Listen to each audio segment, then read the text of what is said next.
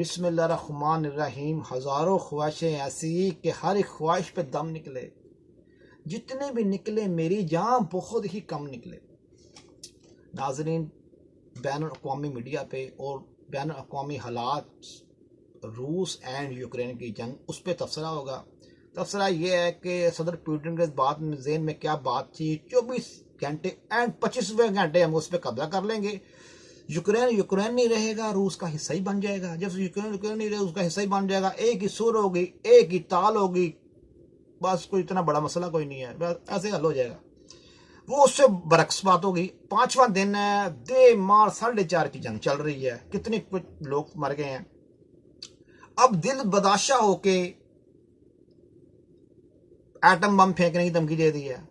इसकी सच्चाई समझनी पड़ेगी। इस पर टॉपिक में नादी, इस पे जाने की, इस गहराई पे जाने से पहले ये सोचना पड़ेगा, ये समझना पड़ेगा कि ये सदर पुतिन क्या चाह रहा है। सदर पुतिन ये चाह रहा है कि अखंड रूस, जैसे नरेंद्र मोदी चाह रहा है अखंड भारत। वो कह रहा है कि जिस वक्त सोवियत यूनियन की जंग हुई थी, उस वक्त रूस कमजोर हो गया था। जिस वक्त रूस कमजोर हो चुका हुआ था कि रूस के मुल्क टूट गए थे। एक रूस के में कितने मुल्क बन गए थे। यूक्रेन भी रूस का हिस्सा था, ये लहदा मुल्क बन गया। ऐसे और मुल्क भी है, यूरोप के कई मुल्क बन गए हुए हैं।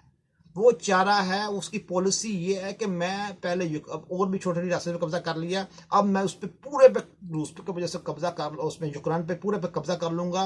जो यूक्रेन पे पूरे कब्जा कर लूंगा, उसके बाद जो मेन यूक्रेन था जो उसको टक्कर दे सकता, रोमानिया, ये छोटे मोटे जितने भी है, पोलैंड, ये जितने भी छोटे मोटे मुल्क हैं, वो कह रहा है कि इस पे बाद में इस पे मैं आऊंगा, इन मुल्कों के ऊपर मैं बाद में आके काबज हो जाऊंगा, पहले मैं इसको तो पकड़ू ना।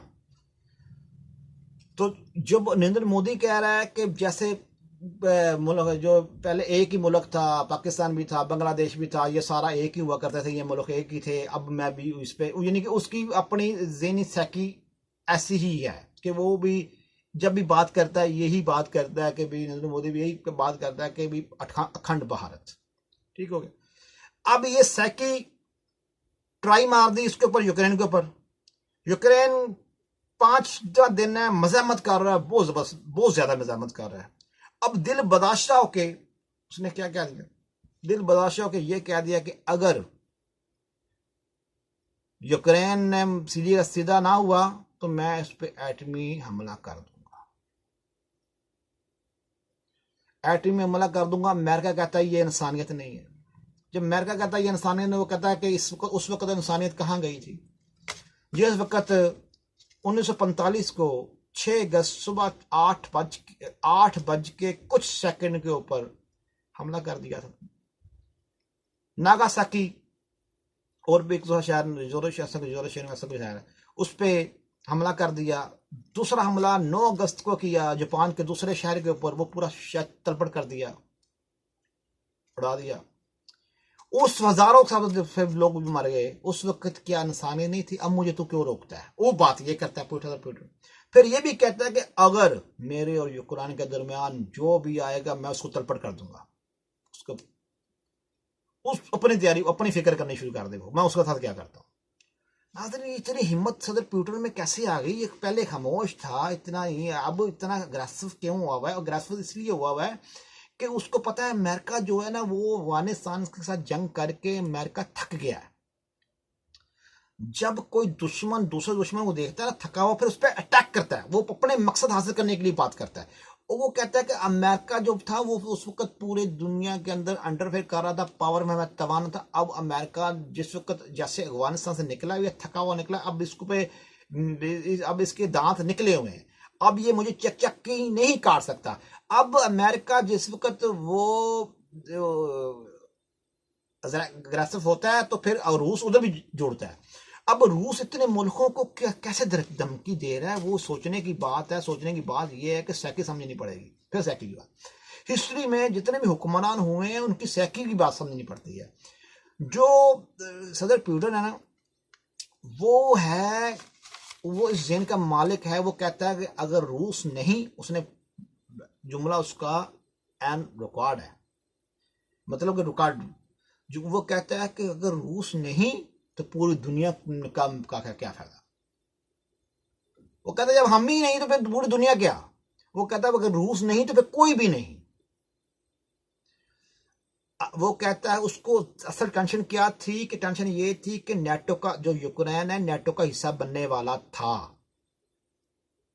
वो यूक्रेन कहता था हमें नेटो का हिस्सा। नेटो क्या है कि नेटो के जितने भी 30 मुल्क कहते हैं, कितने मुल्क हैं वो सारे अगर उन 30 मुल्कों में के अंदर किसी मुल्क, तकरीबन 30 मुल्क, अगर उस किसी मुल्क के ऊपर भी हमला होगा तो सारे मुल्क उसके साथ लड़ेंगे जो उस पर हमला करेगा।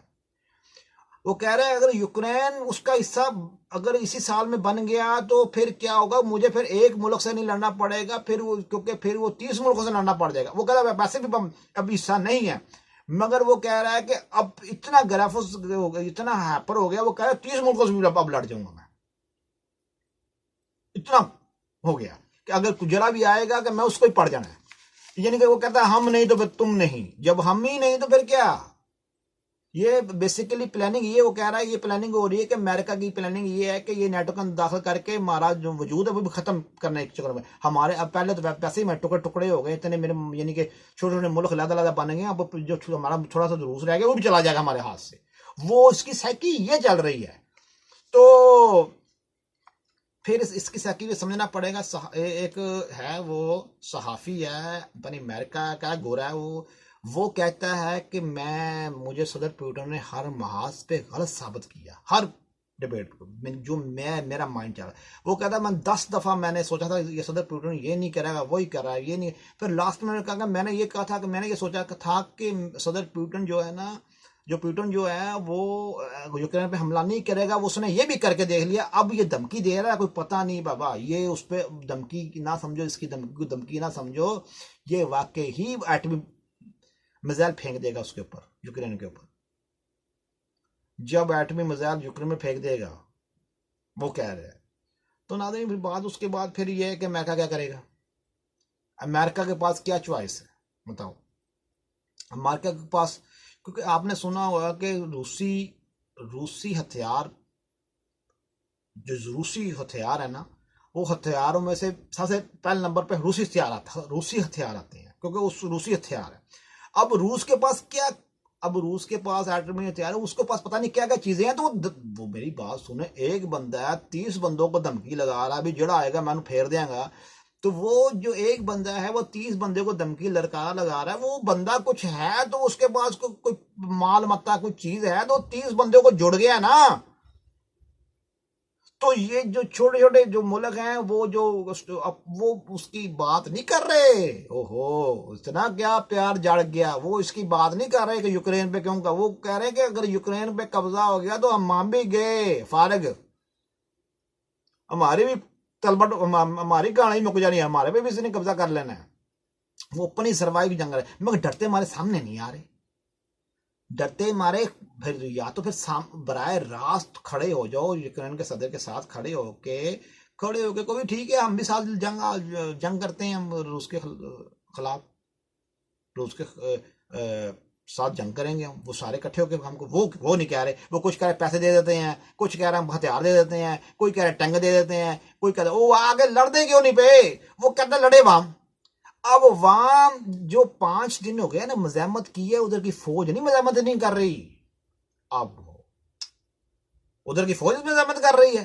वो अवाम औरतों ने, लड़कियों ने, लड़कों ने, बूढ़ों ने, उन्होंने हथियार उठा के वो मजम्मत कर रहे हैं। इसलिए तो वो बढ़ नहीं पा रहे, आगे पे कब्जा नहीं कर पा रहे ना उस पे, उधर की पार्लियामेंट पे कब्जा नहीं कर पा रहे। उसके बाद जितने भी उसका जो सदर है उसको काबज में भी नहीं करने दे रहे, क्यों कि अवाम लड़ पड़ी।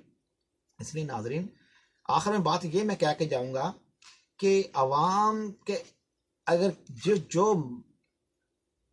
जिस मुल्क की अवाम में मोहब्बत होगी ना, अपने मुल्क के साथ और हुक्मरानों के साथ और अपने जो भी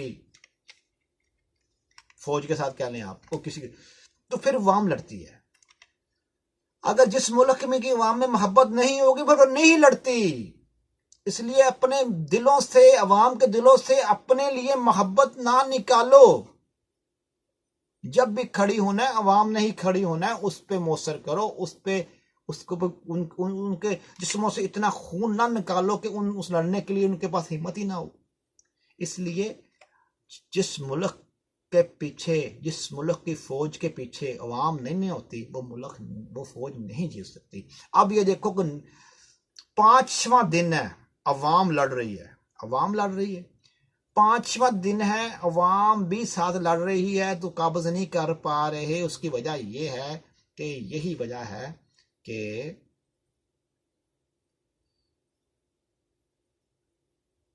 न्यूक्लियर बम का धमकी दे दी। यही वजह है। अफगानिस्तान की फौज के पीछे अफगानिस्तान की अवाम नहीं थी। अमेरिकन फौज ने कितना अफगानिस्तान के अंदर किया, क्या क्या कुछ करने की कोशिश की, मगर अवाम नहीं थी तो नहीं जीत सके। वो अंदर से अवाम से नहीं जीत सके वो फौज। अमेरिकन फोर्स और अफगानिस्तान की फोर्सेस अफगानिस्तान की अवाम से नहीं जीत सकी। कितने साल जंग चली, नहीं जीत सकी। तो ये यूक्रेन में कैसे अवाम मजामत कर रही, कैसे जीत सकेंगे ये? जब तक ये कोई न्यूक्लियर ऐसी बात नहीं, यही हो सकता है 5वां 6वां दिन है। अगर अवाम को लगेगा हमारा सदर हमारे साथ ज्वाइंट है और हमारे साथ खड़ा हुआ है, जब अवाम को लगेगा नहीं खड़ा हुआ, अवाम भी पीछे हट जाएगी ना। बात यही हुई।